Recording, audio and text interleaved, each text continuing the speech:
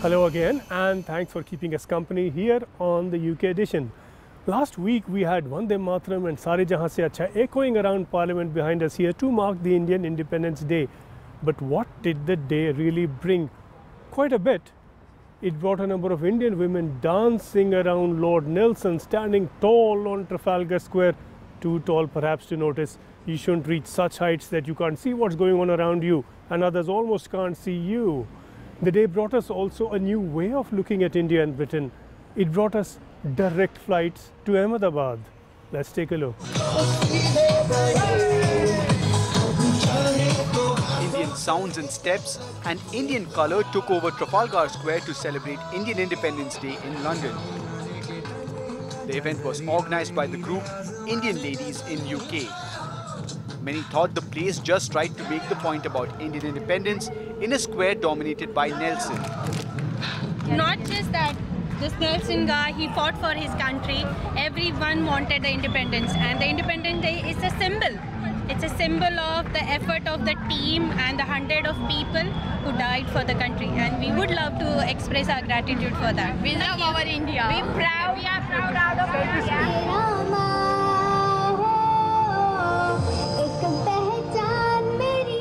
Everybody seemed happy to celebrate Indian independence in London in what was termed as a flash mob brought together by the women's group.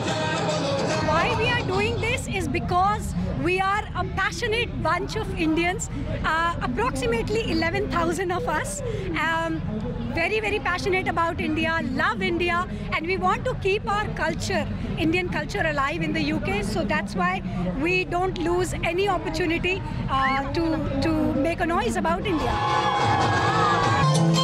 A lot of the women had to say something about independence. I'm here to support Indian ladies in the UK for their flash mob and, you know, support my country's Independence Day. I love India.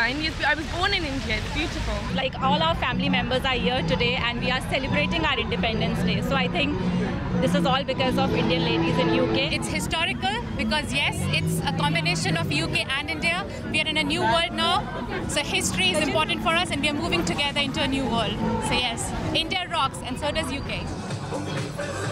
With Sanjay Suri in London, this is Edwin Thomas for News 18.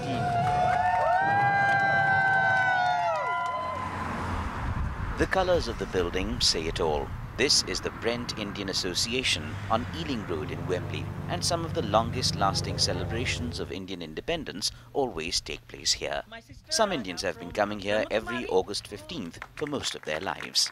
15 अगस्त उजता है झंडा वो हमारी आज़ादी थी है ना India की इतने उजता है और बहुत आनंद है आज हम तो बहुत अच्छा लगा Brent Indian Association celebrating this Independence Day since last 50 years for the total entire community, for Asian people and all the generation, young, elderly and everybody. A number of Indians and quite a battery of leaders, including 3 members of Parliament, attended the event.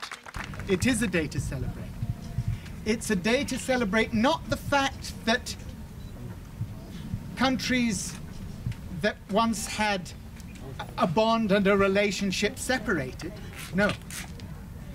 It's a day to celebrate the fact that the relationship changed from one of inequality to one of equality. I have to say, the rate that India is going at the moment, the danger is that it looks like it's going to change to a relationship of inequality once again, and it may be the UK that's on the losing side. And when we talk about what has happened in the past, Britain and India's shared past, we talk about a shared future. And do you know, India has been trying to negotiate a trade deal with the European Union for more than 12 years. It has been frustrated at all ends. And now we have the opportunity to negotiate a proper trade deal between the United Kingdom and India, which will transform our relationship. If you read the Indian freedom movement's history, the leaders at that time, Mahatma Gandhi ji, Pandit Nehru, Patel ji, Abul Kalam Azad ji, you read their autobiographies. You will know it, that they were not talking about a freedom from British. They were looking at what kind of the society they wanted to create, what they were looking for the country and for the world. With Sanjay Suri in London, this is Vaibhav Verma for News 18. It has been a long wait to join this queue. For a direct flight from London to Ahmedabad, Air India launched the service on Independence Day on August 15th, in line with a promise that Prime Minister Narendra Modi made to the Indian community at the Wembley Stadium in November last year. Passengers who travelled earlier via Delhi or Mumbai looked delighted. I used to travel direct long ago, and I'm surprised that it was stopped. It should have never stopped. I'm very happy that it restarted. Very, very important. Especially for the elderly people, they do not have a hassle if they have a direct flight. It's a wonderful thing to have a direct. It was a packed flight, and Air India believed it will stay that way. As you can see outside, the flight is full in both classes, business class as well as economy class, in both directions, I will say. Yesterday the flight was full too, today it is. And we're very happy that finally we have been able to bring this long-awaited dream, request, whatever you may call it, to the Gujarati community. This follows the Prime Minister's pledge. So was that pledge good for your business? Absolutely. He wanted us to do it, and we want to do it. We were waiting to for all the resources to come together, because you see, when you start a non-stop flight, when you start any flight, there are many things that one goes into, whether the aircraft is available, the crew are available, the economic feasibility should be there. So once everything works out, that's when we start our flight. And this was the first day, and we're very happy that it worked out coinciding with the Independence Day too. Many of us do get quite celebratory on such occasions, but not everyone is celebrating. People are struggling for rights in India, struggling for independence from injustice, as we see in this exhibition, a short walk from London Bridge. The exhibition at Mini Gallery showed a collection of works inspired by 83-year-old Bapu Surat Singh, who flew from the US to India more than a year ago to begin a hunger strike to demand the release of Sikh political prisoners. His supporters say his protest has led so far to the release of 9 prisoners, as well as parole for long-serving detainees. The exhibition in London brought together work by more than 50 artists. This exhibition, what artists and poets are doing is they're showing their support for Bapu Surat Singh's campaign. His campaign is a human rights campaign. He's been on hunger strike for over 550 days because he is concerned that Sikh political prisoners and other political prisoners haven't been treated fairly in India. So although they have served their sentences, they still remain in India's jails. Bapu Surat Singh's protest has caught the imagination, particularly of young artists. What inspired me was because Bapu Surat Singh has been in a hunger strike for over 500 days. So he's an 83-year-old grandfather, and he's been on hunger strike for Sikh political prisoners and all political prisoners. So what he's sacrificing his life, and he's on a hunger strike until death, it really touched me. I feel what he's doing it for everyone. With Sanjay Suri in London, this is Pallavi Basu for News 18.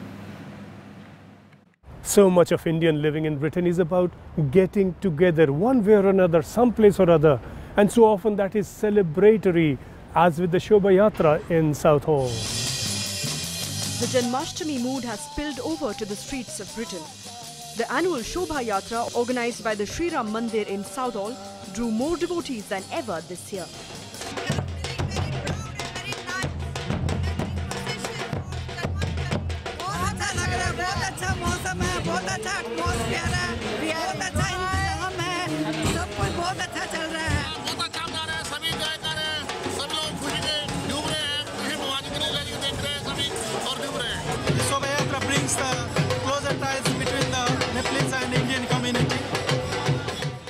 And there comes a time, sadly, when people unite in grief, as we saw after the passing away of the gentle and godly Bapu Swami Maharaj.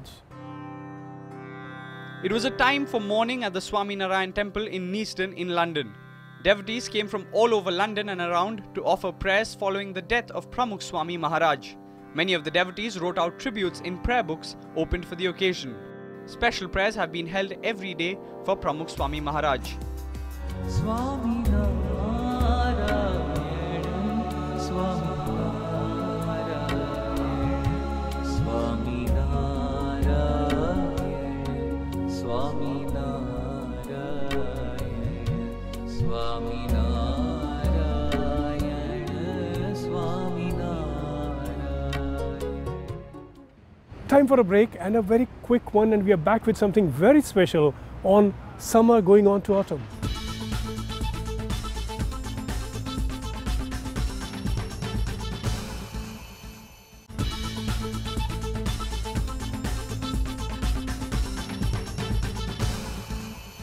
Hello again. We were talking about the seasons, but whoever thinks of the seasons for what they are, for the ways and wonders of nature, for us seasons mean what we will wear through them. Time to get seasonal and stylish with Tulika Pandey.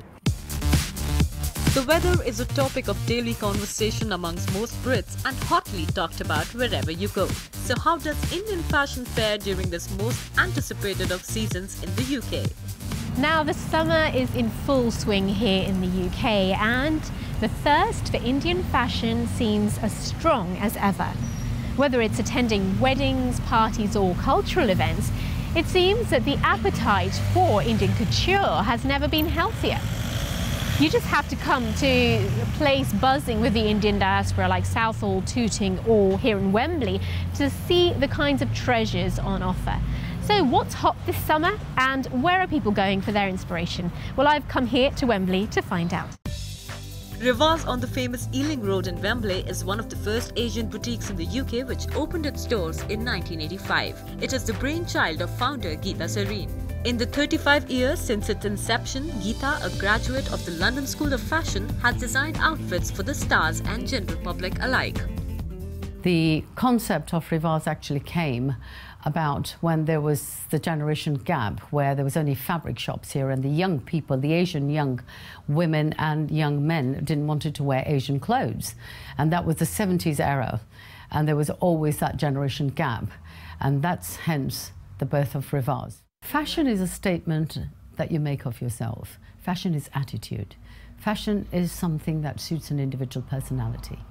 And fashion is not to be followed as such, but you can actually modify the trends of today to suit an individual personality. And so this is where I come in. I look at the body shapes, that's where I'm trained as, and create a look that is right for them and fit for the purpose. The trends of the women have become a bit more bolder.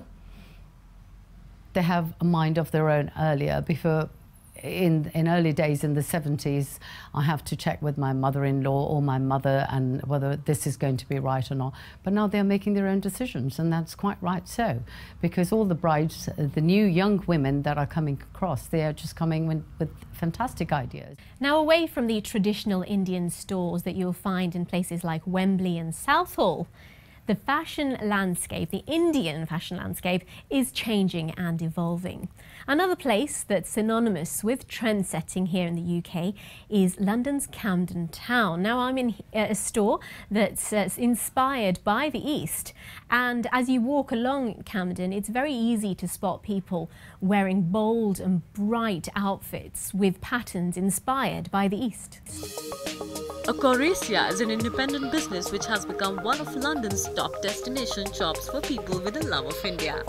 The owner visits a village outside Jaipur twice a year, working with family-run businesses and cottage industries. Clothes and accessories are upcycled using locally skilled craftspeople to add value at source, so more money goes back to poorer communities in India. The store is especially popular during the summer. Aparna Ram started her working life in the investment banks of London, but has been moving away from the financial industry and is working her way into the fashion world as an illustrator, designer and co-founder of label Earthen Weaves. So what does she think is the appeal of Indian fashion in the UK? So the appeal for Indian clothes is twofold. For the diaspora here, it's a big way of keeping in touch with their roots back home. We go to engagements and weddings, temples, and it's nice to sort of dress up in Indian clothes when there is an opportunity. For the wider audience, it's very much the appeal of the cottons, the really soft fabrics that you get out of India, and also the embroideries. So it's a great way of embellishing fabrics, and it's very much it got wide appeal across age ranges, so that's brilliant. So when designing dresses for the summer here in the UK, but using Indian fabrics, we tend to use a lot more maybe thicker fabrics than the Indians themselves would use, because obviously it's a lot hotter over there and we don't see such temperatures over here. We want the materials to be very much breathable, but we don't want you to feel cold. We also have a few kind of dresses in our range that can easily be dressed up for the winter with tights and boots. You know, we've got sort of dresses with longer sleeves, for instance. So we've kind of very much kept the Indian aesthetic, but we've sort of readjusted it to the UK audience. So we've been to the traditional Wembley and trend-setting Camden. The last part of our journey on the look at Indian fashion here in the UK brings us to the very plush location of Taj Hotel here in central London. I'm about to meet a very established and incredibly unique designer, Nisha Gharat, to see what she thinks and what her observations are about Indian fashion here in the UK. Nisha Gharat is founder and creative director of House of Gharats, a design house fusing cultures, art and fashion based in London. So at House of Gharats, we are really passionate about Indian artisanship and craftsmanship. That really drives everything that we do at House of Gharats. We believe that the focus needs to go back to the makers. Seasons definitely inspire our choice of textiles and our color palette. And as we all know in Britain, as soon as the sun comes out, you know, the mood changes. And that's, I think, which is why our summer palettes are always extremely colorful and like something like what I'm wearing, for example. You know, it's a you know, colorful printed silk fabric that was inspired by Mughal art. Now, you know, something like this is great for the British, you know, I think, palette. So what, according to our experts, is the impact on fashion when someone like Kate Middleton wears Indian-inspired clothes, and how much of a part does fashion in Bollywood play here in the UK? So I think the Duchess of Cambridge had a really interesting mix in her wardrobe to India. Obviously, she is a huge patron of British designers. But even within the selection of designs from British designers, there was some influence of Indian motifs, for example. Her India wardrobe had a really interesting mix of decorative motifs and patterns, which definitely I see, you know, has kind of thrown back a trend here at home in Britain. And we are seeing a lot of kind of decorative patterns in the summer collections here. So that was an interesting part of her wardrobe, which I felt, you know, is affecting the summer trend here in the UK. So when Kate Middleton wears a dress like that she wore to the Taj Mahal by Naeem Khan, who is an Indian-American designer, it very much has a huge impact in the sense that people want to wear similar dresses, maybe not necessarily the same one, but they're looking for that embroidery, or they're looking for that color combination of embroidery and the dress. So we've seen high street versions of it here in LK Bennett and Topshop. I think Bollywood has been a tremendous influence right from the outset for years. And repetition of fashion. Everybody wants to become Aishwarya Rai, or everybody wants to look like her, but yet we are real people living in the real world. I mean, Ash is almost 5'11", and if a 5'3" girl comes in with an outfit which Ash has worn, then, you know, we look at it, we take it on board, what the client wants, and then we create it around it, which is going to suit the individual. Bollywood trends in India have always been slightly delayed in the sense that the clothes haven't been always so readily available. But now, with Indian designers coming over to England and giving their international consumers much more attention, that gap has now been very, very reduced. So we have multiple award shows and fashion shows that take place in London where the designers come over personally and showcase their collections. With Tulika Pandey in London, this is Saloni Bhardwaj from News 18. What could possibly be more appealing than looking good? We'll have a lot more to share with you over coming days, coming weeks here on News 18.